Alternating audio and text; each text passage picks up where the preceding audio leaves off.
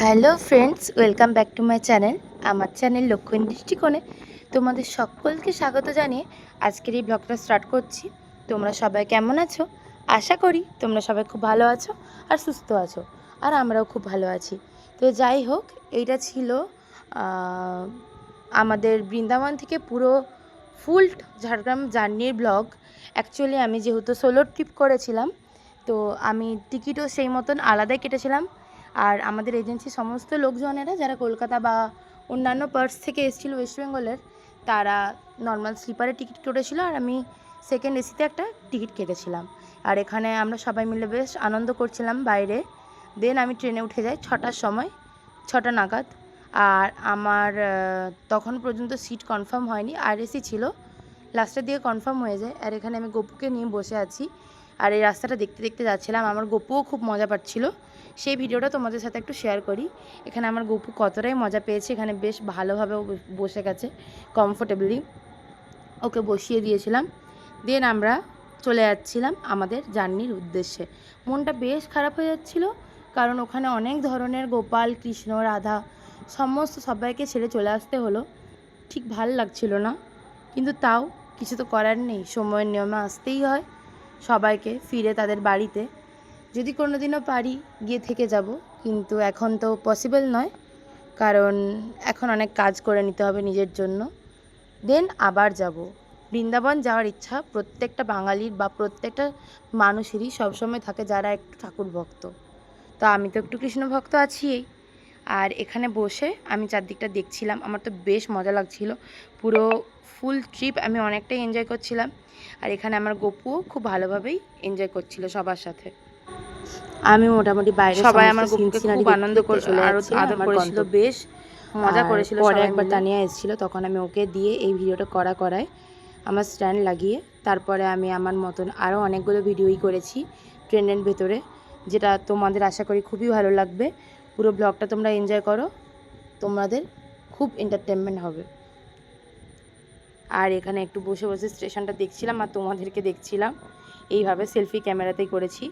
আর এই ছিল একটা স্টেশন, ঠিক নামটা আমার এখন আর মনে নেই, বাট স্টেশনটা অনেক বড়। আর ওখান থেকে আমাদের ট্রেনটা ছাড়লো। তারপরে এইখানে একটা দাদা গান করছিল।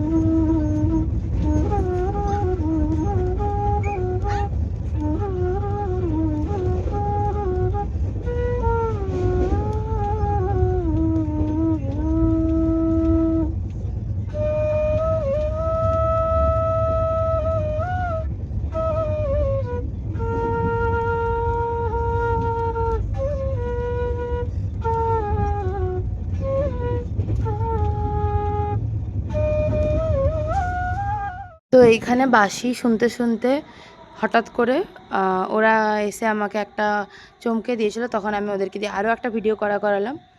দেন এই সিনারি দেখতে দেখতে যাচ্ছিলাম। পুরো জার্নিটাই আমি অনেকটা এনজয় করেছি, আর রাত্রেরও একটু ভিডিও তোমাদের সাথে শেয়ার করেছি। এখানেও আমার গপুকে নিয়েছি আমি। এটা হচ্ছে আপারে উঠে গেছিলাম, তারপরে এখানে গপু বসেছিল আমার সাথেই। আর গপুকে সবাই খুব ভালোবাসছিল, সবাই ওর ছবি তুলেছিল, ভিডিও করেছিল।